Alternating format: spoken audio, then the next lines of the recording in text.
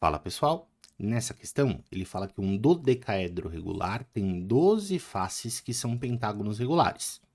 E pergunta, se a gente escolher dois vértices distintos desse dodecaedro, qual que é a chance de que eles pertencem a uma mesma aresta?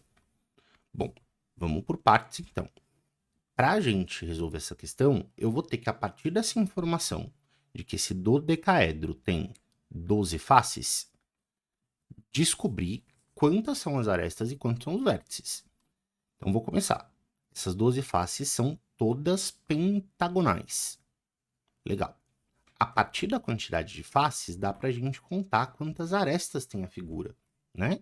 É só você usar aquele velho truque de imaginar que essas faces estão todas separadas, como se você tivesse recortado todas as arestas, e somar os lados de todos os polígonos que formam as faces. Como são 12 pentágonos, tem 12 vezes 5 lados no total, já que cada um dos 12 pentágonos tem 5 lados, certo? Beleza.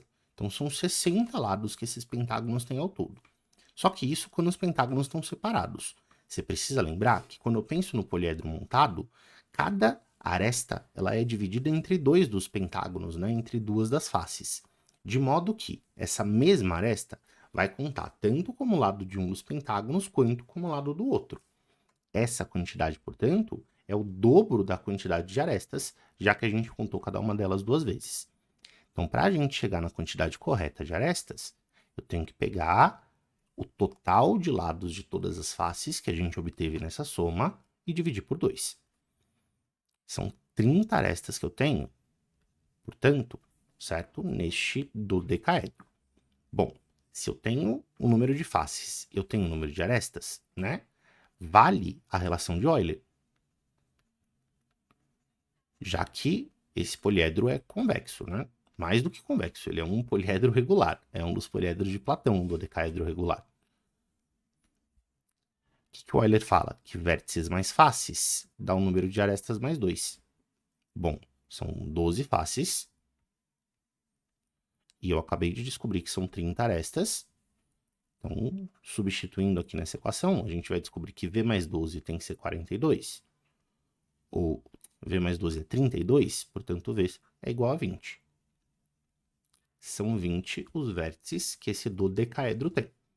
Bacana. Então são 30 arestas e 20 vértices e 12 faces no total. O que o exercício quer? Qual é a chance de, quando a gente escolhe dois vértices distintos do dodecaedro, qual a chance de que eles pertençam a uma mesma aresta? Então vamos lembrar que sempre que a gente fala de probabilidade, a gente está falando da razão entre o número de casos que são favoráveis ao que a gente está tentando obter e o total de coisas que podem acontecer. Ou seja, o número de casos que são possíveis.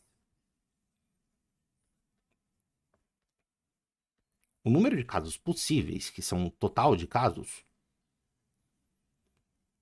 é o número de maneiras de eu obter, né, um segmento de reta escolhendo dois vértices. Como são 20 vértices do total e eu preciso escolher dois para formar um segmento de reta, eu tenho 20 opções para o primeiro vértice, eu tenho 19 opções para o segundo, claro, não existe, né, um segmento de reta de um vértice para ele mesmo. Então ele deixa de ser uma opção, eu posso escolher qualquer um dos outros 19 vértices da figura para ser o segundo vértice. Então 20 vezes 19 pares de vértices. Mas lembra que a aresta não tem direcionamento, né? Tipo, se eu escolher o vértice A primeiro e o vértice B depois, é a mesma coisa que se eu tivesse escolhido o B primeiro e o A depois. Não importa a ordem quando a gente está falando de segmento de reta. Então, eu tenho que dividir por 2 para descontar essa contagem dupla, né? Quando a gente faz 20 vezes 19, eu estou considerando que a B e BA são segmentos de reta distintos, mas eles não são.